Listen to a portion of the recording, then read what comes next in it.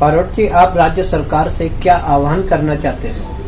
राज्य सरकार से मैं एक आह्वान ये करना चाहता हूँ कि जैसे कि हम सब जानते हैं कि वैश्विक महामारी कोरोना ने आज पूरे विश्व को हिला के रख दिया है।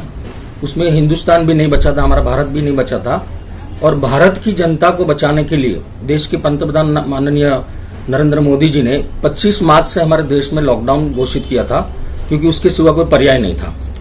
उसके बाद में इस लॉकडाउन के दरमियान आपने देखा होगा कि हमारे हिंदू धर्म के बहुत सारे उत्सव आए, जिसमें से शुरुआत हुई, गिनने को जाए तो पहला हमारा होली आया, उसके बाद में हमारा गुड़ी पड़वा आया, उसके बाद रामनवमी आया। आज पूरा हमारा पवित्र मास जो जिसको बोलते हैं हम लोग श्रावण मास गया। जो श्रावण मास के अंदर आपने देखा होगा कि हमारे पूरे देश के अंदर बड़ी मात्रा में कावड़ यात्रा निकलती है, लेकिन इस बार इस तरह का कोई ये नहीं हुआ। और सबसे अगर कोई बढ़िया जिसको बोला जाए कि हमारे देश में अगर कोई उत्सव हुआ तो 5 अगस्त को, जिसका 500 साल से हमारे हिंदू लोग इंतजार कर रहा था, वो शुभ घड़ी 5 अगस्त को आई, जो कि हमारे यहाँ पे अयोध्या के अंदर भव्य राम मंदिर निर्माण का शिलान्यास हुआ। फिर भी हमारे हिंदू लोगों ने उस इतने बड़े उत्सव को भी सिर्फ घर में एक दिया जला के मनाया। आज हम देख रहे हैं कि हमारे महाराष्ट्र के अंदर बड़े पैमाने पर गणेश उत्सव मनाया जाता है। आप देखते होंगे कि जब हर साल जब गणेश उत्सव होता था तो सार्वजनिक मंडलों के अंदर बड़ी मात्रा में लंबी लंबी कतारें लगती थी श्री गणेश के दर्शन के लिए।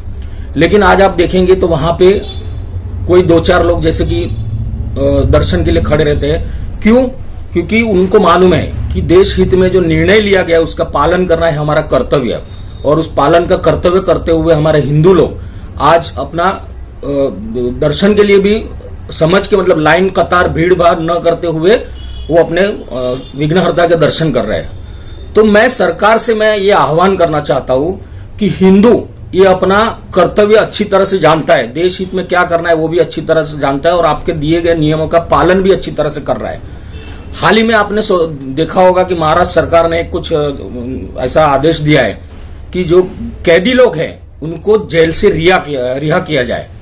तो मेरा सरकार से सवाल है कि जब आप ऐसे कैदी लोग जो जेल में है, बंद है, जिन्होंने किसी की माँ बहन बेटी के ऊपर रेप किया है, किसी का मर्डर किया है, किसी का किडनैपिंग किया है, कहीं घरफोड़ी किया है, ऐसे लोगों को जब अगर आप रिहा कर रहे हो जेल से, तो फिर हमारे हिंदू देवी देवता के मंदिर आज भी क्यों लॉकडाउन के अंदर है? मेरा ये सवाल है। क्योंकि मुझे देखिए, मुझे अपने धर्म में मुझे पता है कि जब मैं छोटा था तब हमें बताया जाता था कि आपके ऊपर कोई आपदा आती है, कोई विपत्ति आती है, तो आप प्रभु के प्रार्थना करोगे, भगवान के मंदिर में जाके उसके चरणों में अपना शीश नमाओगे तो आपको उस आपदा से छुटकारा मिलेगा। वो मुझे मेरे धर्म के बारे में इतना पता है।